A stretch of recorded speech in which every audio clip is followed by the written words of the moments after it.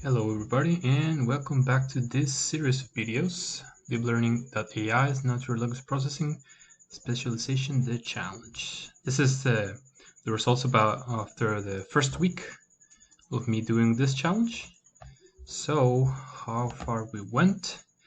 So I was able to almost finish the whole first course throughout this week. And I say almost because I was just missing the last assignment on week number 4. I might have been able to do it today, but yeah, as I mentioned on the intro video, I don't want to force myself because I know that not all people have like a lot of time to study. But I think with maybe an hour, 2 hours a day for um, for the whole week, maybe less, you should be able to go this far. For what I remember, back when I was making the deep learning specialization, I knew that the first course was the easiest. So I don't think I'll be able to like finish the whole specialization in 1 month. I expect that the maybe up to the third course or the fourth course, the progress might be a little slower. So just a bit of a summary. Again, I'm not going to be talking about a lot of the details, but what you can expect from these first 4 weeks is the first two are a very basic sentiment classification problem with logistic regression and naive bias, respectively. Third week, we talk a bit more about the word embeddings, algorithms that I think we're going to be covering in more detail in the next courses. Just an introduction of vector spaces and how you can represent words into embeddings. And the fourth, I think it seems more fancy than it actually is. It's basically a very simple way to do translations of simple words. But yeah, the topics in this week that I recommend to go deeper is similar to what you might have seen in the first course of the deep learning specialization.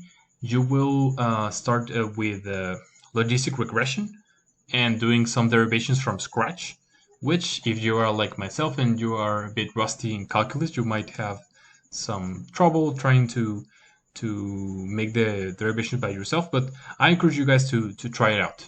It's I think a simple, as you know, the logistic regression uses a sigmoid function. So just try to make the derivation for yourself. We know that we get spoiled by frameworks such as TensorFlow or PyTorch, which do all the derivatives by ourselves and the computations of the gradients for optimization. But yeah, it's a good exercise to do it by yourself. Also, and I think that this was one of the most interesting things. I tried to review the probability concepts that I list there, just because again you might have seen it like a long time ago and you don't really remember all of this. So conditional probability Bayes theorem, of course, this will be useful for week number 2, which focuses on naive bias. Also, prior, posterior likelihood, joint and marginal probability, covariance. These are all, I think, concepts that come up in deep learning a lot, very often. And if you don't remember about them, you you might not know exactly what your people are talking about.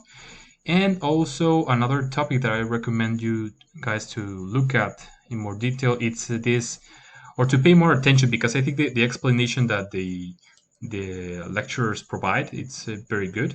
This locally sensitive hashing, because as far as I understand, one of the topics that are going to be covered in the fourth course is the reformer, which is an optimization to the transformer. And I know that the reformer uses this locally sensitive hashing. So I think that's why they are explaining it in this early in the specialization. So I think it's might be a bit new for some people. So yeah, I would recommend do pay attention to that. Make sure that you understand how it works, and yeah, because that will be interesting for the reformer. Some videos that I recommend. I'll be trying to, if one video in particular helps me out to understand a set of concepts, I'll be recommending you guys the video. And if you happen to like their content, and yeah, subscribe to them, like, and such. Just be nice with them. They make good content. So this first one, it's for set statistics, and this I think it gives a very good and intuitive explanation of joint, marginal, and conditional probability, and also the meaning of variable independence, and also the one down below. You might have already heard about this channel, 3 Blue, 1 Brown. If you haven't checked it out, I totally recommend it. This guy has a lot of very good videos on linear algebra, calculus. I think that he also has some videos for machine learning. But yeah, the way that he explains the topics is always very intuitive and very graphic, as you might have seen in this play. So the explanation that he gives for Bayes theorem, it's very good as well. So yeah, just give them a like and subscribe if you want. And yeah, I think that's it for this week.